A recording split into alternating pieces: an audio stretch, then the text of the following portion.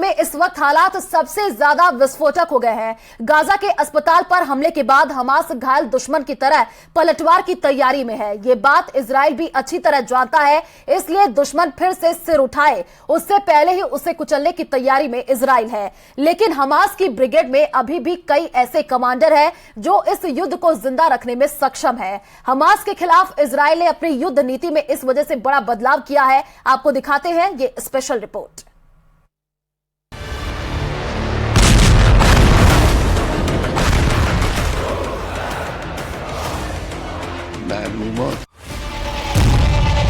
खुफिया रिपोर्ट के मुताबिक हमास के 25,000 लड़ाकों ने उत्तरी गाजा में इजराइल की आईडीएफ के खिलाफ जबरदस्त जंग की तैयारी पूरी कर ली है।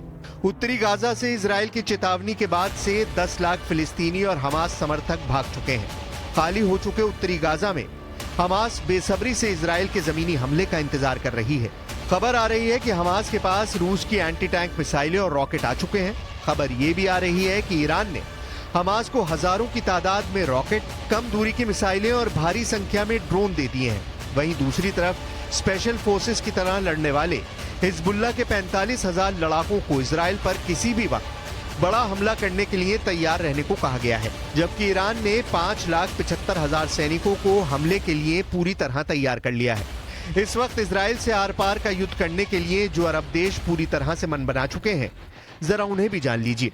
ईरान, लेबनान, सीरिया, सऊदी अरब, जॉर्डन, मिस्र वो मुस्लिम देश हैं जो इजराइल को उसी की जमीन पर तबाह कर सकते हैं।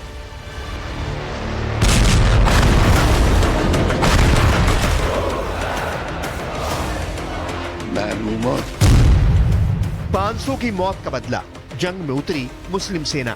چنانچه این جنایت ادامه پیدا کنه مسلمان ها بیتاب میشن، نیروهای مقاومت بیتاب میشن، کسی جلو اینا رو دیگه نمیتونه بگیره. اینه بدانن، توقع نکنن از کسانی که نگذارید فلان گروه فلان کارو بکنه، کسی نمیتونه جلو اینا رو بگیره. इजराइल भी जानता है कि 57 मुस्लिम देशों से उसे जंग में सामना करना पड़ सकता है। हम आपको बता दें कि इजराइल हमास की जंग में अब तक 4,500 से ज्यादा लोगों की मौत हो चुकी है। गाजा पट्टी में फिलिस्तीन और हमास के समर्थकों पर इजराइल यमराज बनकर टूट पड़ा है। उत्तरी गाजा से 10 लाख फिलिस्तीनी और हमास के लोग 14 किलोमीटर दूर दक्षिणी गाजा की तरफ भाग गए हैं।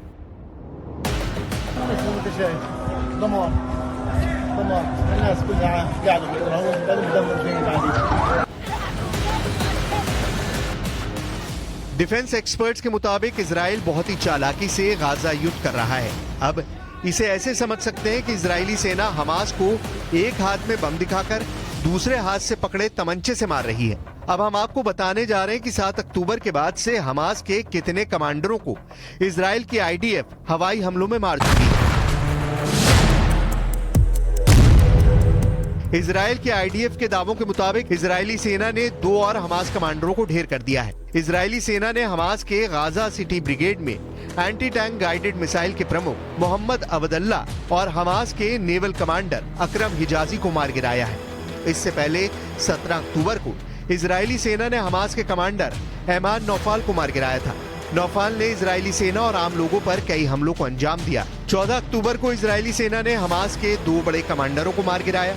इसके अलावा हमास के टॉप कमांडर बिलाल अल कदरा इजराइल हमले में मारा गया है। बिलाल दक्षिणी खान यूनिस बटालियन में नहबा बल का टॉप कमांडर था। वहीं 7 अक्टूबर को इजराइल पर हुए हमले को लीड करने वाले कमांडर अली कादी को भी इजरायली सेना मार चुकी है। अली कादी को मारने का काम इजराइल की इंटरनल इंटेलिजेंस एजेंसी शिन बेत ने किया है।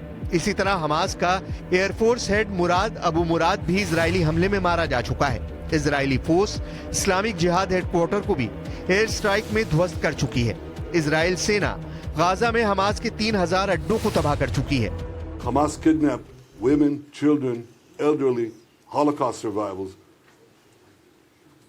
I know you share our outrage on this, and I know you share our determination to bring these people back.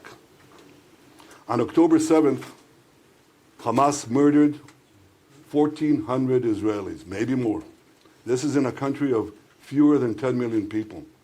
This would be equivalent to over 50,000 Americans murdered in a single day. That's 29/11s.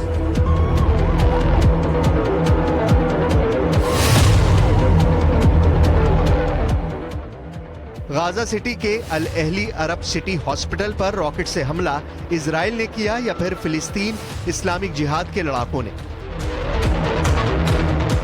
लेकिन इतना तय है कि अस्पताल पर हुए हमले में 500 लोगों की मौत के बाद अब अरब युद्ध बनाम यूरोप युद्ध हो चुका है। हमास के साथ ईरान और हिजबुल्ला जबरदस्त तरीके से साथ दे रहे हैं। इजराइल भी जानता है कि ईरान के 5,75,000 सैनिकों से जंग करना जरा भी आसान नहीं है।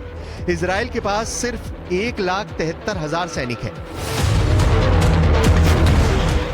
इजराइल की 4,65,000 की रिजर्व फोर्स को जोड़कर भी इजराइल ईरान के आसपास नहीं टिकता है। अब देखना होगा कि गाजा सिटी के अल अहली अरब सिटी हॉस्पिटल में मारे गए 500 से ज्यादा लोगों की मौत का बदला ईरान, हिजबुल्ला और हमास कैसे लेते हैं।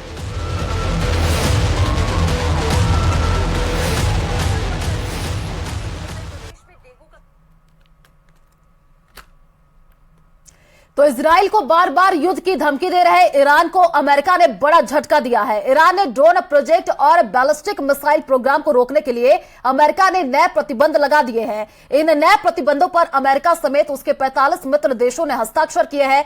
यानी कि अब ईरान को अपने मिसाइल और ड्रोन प्रोग्राम के लिए जरूरी कल पुर्जों की भारी किल्लत होने वाली है, क्योंकि ईरान इन दिनों अपने ड्रोन प्रोजेक्ट और बैलिस्टिक मिसाइल प्रोग्राम के विकास में पुरजोर तरीके से जुटा हुआ है, जिनमें इस्तेमाल होने वाले पार्ट के लिए वो कई विदेशी कंपनियों पर निर्भर है। देखिए रिपोर्ट।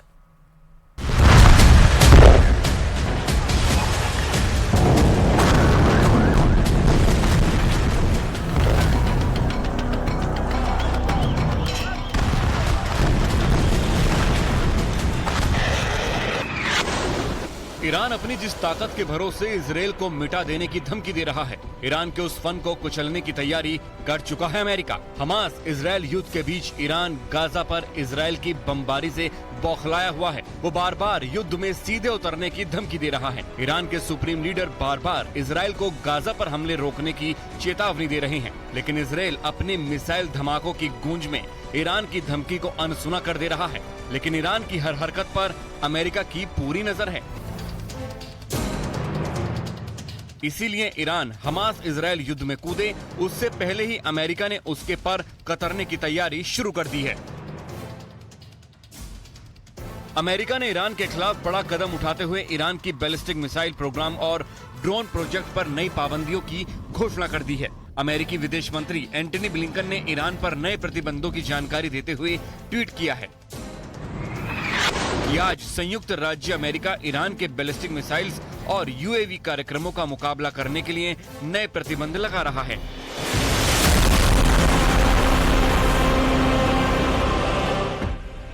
अमेरिका ने ईरान पर ये प्रतिबंध ऐसे वक्त में लगाए हैं जब ईरान के बैलिस्टिक मिसाइल और ड्रोन कार्यक्रम पर 2015 में सुरक्षा परिषद की ओर से लगाया गया प्रतिबंध खत्म होने वाला है। यानी कि ईरान जिन प्रतिबंधों के खत्म होने का बेसब्री से इंतजार कर रहा था, उसे अमेरिका ने नए सिरे से बढ़ा दिया है। इससे ईरान का आग बबूला होना तय है।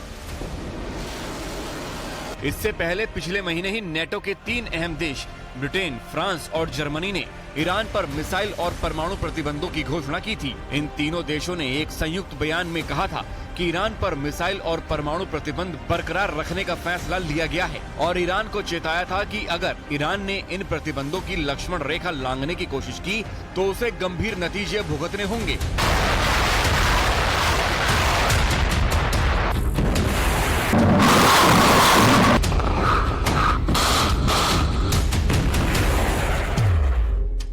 कुल मिलाकर अरब देशों का लीडर बनने की ईरान की चाहत पर अब अमेरिका समेत यूरोप के नेटो देशों ने पानी फेर दिया है। ईरान पर लगा नया अमेरिकी प्रतिबंध उसके लिए बड़ा झटका क्यों है, जरा इसे भी समझ लीजिए। दरअसल यूक्रेन रूस युद्ध में दुनिया ने कीव में ईरानी ड्रोन से मची तबाही देखी, जिसके बाद अमेरिका के कान खड़े हो गए। यूक्रेन से एक ईरानी ड्रोन के मलबे को हासिल कर जब उसकी जाँच की तो उसके होश उड़ गए। जांच में पता चला कि ईरानी ड्रोन में लगे आधा से ज्यादा कलपुर्जे अमेरिकी कंपनियों के बनाए हुए हैं, जिसके बाद अमेरिका को ईरान की चालाकी और चालबाजी समझने में देर नहीं लगी और उसने अमेरिकी कंपनियों से कलपुर्जे आयात करने वाली करीब 1 दर्जन विदेशी अंतर्राष्ट्रीय कंपनियों पर बैन लगा दिया। इससे ईरान छटपटा उठा क्योंकि कल पुर्जों की सप्लाई बंद होने तक ईरान का ड्रोन कार्यक्रम ठप पड़ गया, जिसके बाद वो रूस को भी ड्रोन सप्लाई नहीं कर पा रहा था। इसीलिए ईरान ने रूस के साथ समझौता कर मॉस्को के करीब एक ड्रोन फैक्ट्री लगाने का फैसला किया।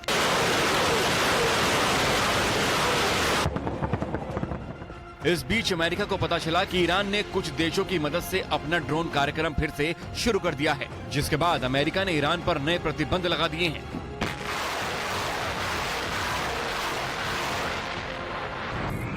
नए प्रतिबंधों में ईरान के साथ साथ हांगकांग, चीन और वेनेजुएला के कुल 11 कारोबारियों, 8 संस्थाओं और 1 जहाज पर पाबंदी लगा दी गई है।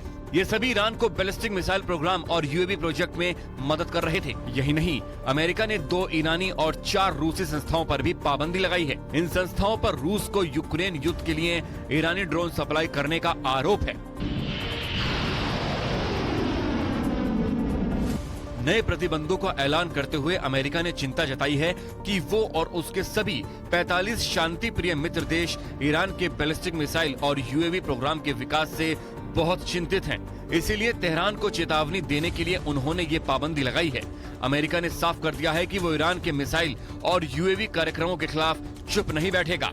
ईरान पर लगी नई पाबंदियों के बाद उसकी मुश्किलें बढ़ने वाली हैं, क्योंकि अमेरिका समेत 45 देशों की सरकारी और निजी कंपनियां ईरान को बैलिस्टिक मिसाइल से संबंधित कल पुर्जे और उपकरणों की आपूर्ति रोक देंगे, जिससे ईरान के बैलिस्टिक मिसाइल प्रोग्राम और यूएवी प्रोजेक्ट दोनों को बहुत तगड़ा झटका लगने वाला है।